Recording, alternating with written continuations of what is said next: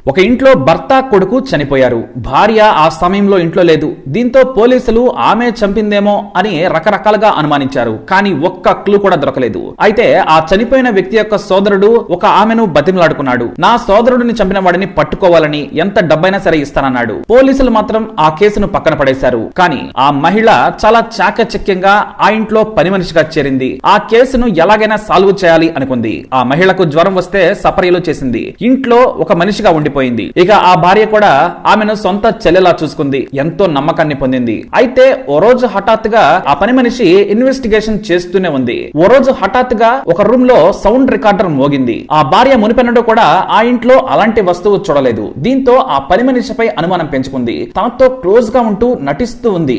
ఎవరు ఈమె అని ఆరా తీసింది. ఆ విషయాన్ని మరో వ్యక్తికి చేరవేసింది. ఇంట్లో అటకపై ఒక వస్తువు దొరికింది. అది రికార్డర్ లాగా ఉంది. ఇది పని మనిషి చేసిన పనేనా అని ఓ వ్యక్తితో మాట్లాడుతూ ఉంది. ఖచ్చితంగా ఆ వచ్చిన పని మనిషి పోలీసు అధికారే అనుకుంది. ఇక ఆ రహస్యాలన్నీ కూడా ఆమెకు తెలిసిపోయాయి. ఆమెను చంపేసి పారిపోదామని ఆ వ్యక్తితో మాట్లాడింది. అయితే ఇవి కూడా ఆ పని మనిషికి తెలిసిపోయాయి. కానీ ఆ భార్య ఆమెను బంధించేసింది. ఆమెకు బయటికి వెళ్ళడానికి ఛాన్స్ ఇవ్వలేదు. ఆమె కూడా నమ్మకంగా నటిస్తూ ఉంది. ఇంతలో ఓ వ్యక్తి ఆ పని మనిషిని చంపడానికి ఇంట్లోకి వచ్చాడు. దీంతో ఆ పని మనిషికి ఏం చేయాలో అర్థం కాలేదు. వెంటనే ఆమెకు ఒక ఐడియా వచ్చింది. అక్కడికక్కడే ఒక చాకు తీసుకొని వేలును కోసేసుకుంది. వేలు బాగా తెగి రక్తం వస్తుంది. బ్యాండేజ్ వేయించుకొని మళ్లీ వస్తానని చెప్పి బయటకు వచ్చింది. నిజంగానే వేలు తెగడంతో వాళ్ళు కూడా నమ్మేశారు. సరే త్వరగా రా అని ఆ పని మనిషికి చెప్పింది ఆ భార్య. ఈ లోపు హంతకుడు కూడా లోపలికి వచ్చి ఇంట్లో దాక్కున్నాడు. బయటికి వెళ్లిన పని మనిషి లోనికి రాగానే చంపేయాలి. ఇది వారి ప్లాన్.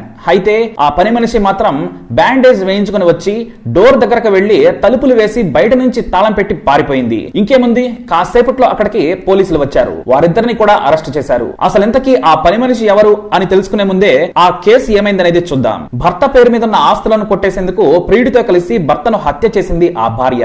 ఆ హత్యను నిజమని నమ్మించేందుకు కొడుకును కూడా చంపేసుకుంది. ఈ కేసులో ఒక్క క్లూ కూడా దొరకలేదు. పోలీసులు కూడా ఈ కేసును వదిలేశారు. అలాంటి సమయంలో ఒక మహిళ ఈ కేసును చేజ్ చేసింది. ఆమె పేరే రజనీ పండిట్. ఈ కేసును సాల్వ్ చేసింది రజనీ పండిట్ అని మీడియాకు తెలిసింది. ఆమె పేరు మారుమోగిపోయింది. 22 ఏళ్ల డిటెక్టివ్ ఈ రజనీ పండిట్. దాదాపుగా 22 ఏళ్ల సర్వీస్ లో 80,000 కేసులను చేజ్ చేసింది. ఇక చిన్న కేసులైతే చిటికలో ఆమె వివరాలు చూసి ఆ దొంగలు ఎవరు, హంతకులు ఎవరు అని టక్మని చెప్పేస్తుంది. పాశ్చాత్య దేశాల్లో నవలల్లో ఉన్న షెర్లాక్ హోమ్స్, జేమ్స్ బాండ్లు కూడా రియల్ హీరోలుగా కనిపిస్తారు. కానీ వారిని మించిన హీరో మన దేశానికి చెందిన రియల్ డిటెక్టివ్ రజనీ పండిట్. ఇంకా చెప్పాలి అంటే దేశంలోనే మొదటి మహిళా డిటెక్టివ్. అంతకు మించి బాండ్ లెవెల్లో చేసింగులేమీ లేకుండానే కేసులు పరిష్కరించారు ఆమె. షెర్లాక్ హోమ్స్ సినిమాటిక్ స్టైల్లో కాకుండా కేసుని పరిష్కరించాలంటే ఆమె స్వయంగా మారువేషంలోకి రంగంలోకి దిగిపోతుంది. రజనీ పండిట్ తండ్రి ఇన్వెస్టిగేషన్ ఆఫీసర్. ఎక్కువ కాలం ఆయన సిఐడి లో పనిచేశారు. దీంతో విచారణ ఫైల్స్ ను చదవడమే కాదు, క్రిమినల్ థాట్ ప్రాసెస్ ను కూడా రీసెర్చ్ చేశారు.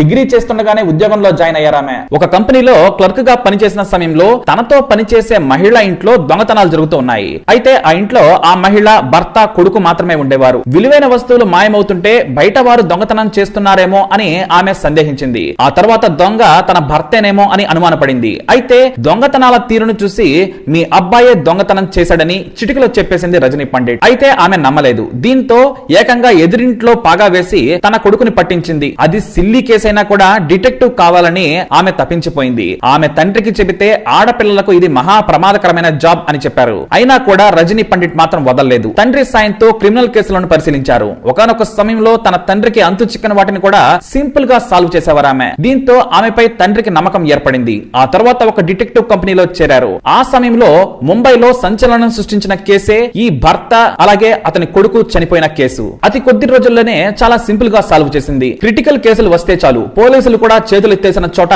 రజనీ తన టాలెంట్ ను నిరూపించుకుంటుంది. ఇక రజనీ సాల్వ్ చేసిన మరో కేసు కూడా చూద్దాం. ఒకే ఇంట్లో ఇద్దరు అన్నదమ్ములు హత్యకు గురయ్యారు. వారి భార్యలు తమ భర్తలు చనిపోయారని లబోదిబమని ఏడ్చారు. ఆ ఇంట్లో ఉన్న మరో వ్యక్తి ఆ కొడుకుల తల్లి మాత్రమే. తమ కోడళ్లు మంచివారని ఆమె పోలీసులకు చెప్పారు. బయట వారు వచ్చి కొట్టి చంపారని, ఆ సమయంలో తాము గుడికి వెళ్లామని కూడా చెప్పారు కోడళ్లు. నిజంగానే వాళ్ళు గుడికి వెళ్లారు. ఇంట్లో తల్లి మాత్రమే ఉంది. బయట వారు వచ్చినట్లు ఆమె గమనించలేదు. ఈ కేసును ఛేదించేందుకు పోలీసుల తలప్రాణం తోకకొచ్చింది. కానీ ఆ తల్లి మాత్రం తన బిడ్డలను చంపిందెవరో కనిపెట్టాలని సంచిలో తన బంగారం మొత్తం తీసుకొని రజనీ దగ్గరకు వచ్చింది. ఆ ఘటన చూసిన చూసిన తర్వాత చంపింది ఎవరని తేల్చే పనిలో పడింది రజని. కేసులో కొన్ని నెలల పాటు వెతికినా కూడా ఆధారాలు ఏమీ దొరకలేదు. దీంతో పెద్ద కోడలు చిన్న కోడలు తమ భర్తలు చనిపోయారని పుట్టింటికి వెళ్లిపోయారు. వృద్ధురాలు మాత్రమే ఇంట్లో ఒంటరిగా ఉంటుంది. దీంతో రజని పెద్ద కోడలు ఎవరెవరితో మాట్లాడుతుందని తెలుసుకునేందుకు ఆమెను నెల రోజుల పాటు ఫాలో అయ్యింది రజని. కానీ ఆధారాలు దొరకలేదు. ఇక ఆ తర్వాత చిన్న కోడలని ఒక నెల రోజులు గమనించింది. అయితే ఆమె మరో వ్యక్తితో హాయిగా సినిమాలకు షికార్లకు తిరుగుతోంది. భర్త నుంచి వచ్చిన ఆస్తిని కూడా ఎంజాయ్ చేస్తోంది. ఆ వృద్ధురాలి చిన్న కొడుకు బాగా సంపాదించాడు. ఆ డబ్బును కొట్టేయడమే కాకుండా పెళ్లికి ముందు ప్రేమించిన వ్యక్తితో తల్లిదండ్రులు పెళ్లి చేయలేదు. పెళ్లి తర్వాత కూడా తన ప్రియుడిని వదిలిపెట్టలేదు. ప్రియుడిని పెళ్లి చేసుకునేందుకు క్రిమినల్ గా మారింది ఆ చిన్న కోడలు. దీంతో హంతకురాలు చిన్న కోడలే అని అనుమానం బలపడింది. మరి ఆ వృద్ధురాలి పెద్ద కొడుకును ఎందుకు చంపారనేదే మరో ట్విస్ట్. దీంతో చాలా రోజులు వెయిట్ చేసిన తర్వాత తాము ఏర్పాటు చేసిన అండర్ కవర్ టీం ద్వారా చిన్న కోడలు మరో పెళ్లికి సిద్ధమైందని తెలిసింది. దీంతో ఆమెను బ్లాక్ మెయిల్ చేస్తే మొత్తం కథ బయటకు వస్తుందని రజనీ రెడీ అయింది. కానీ చిన్న కోడలు దేశముద్రు, పెద్ద కోడలు కాస్త అమాయకురాలు. ఆమెకు ఈ విషయం ఏమైనా తెలుసో లేదోనని ఆమెను పోలీసు గెటప్ లో వెళ్లి బెదిరించింది. దీంతో తనకేమీ తెలియదని, మా తోడి కోడలే ఇద్దరిని చంపిందని, బయటకు చెబితే తనను కూడా చంపేస్తానని చెప్పిందని రజనీ దగ్గర ఒప్పేసుకుంది పెద్ద కోడలు. అంతేకాదు నోరు మూసుకొని ఉంటే డబ్బులు ఇస్తానని, తనకు ఆస్తిలో వాటాతో పాటు 5 లక్షలు కూడా ఇచ్చిందని చెప్పుకొచ్చింది. ఇక తన భర్త చనిపోయే నాటికే నేను గర్భవతినని, నన్ను వదిలేయాలని కాళ్లు పట్టుకుంది. తన భర్త ఎలాగూ పోయాడు, కనీసం కడుపులో పెరుగుతున్న బిడ్డ కోసమైనా బ్రతకాలని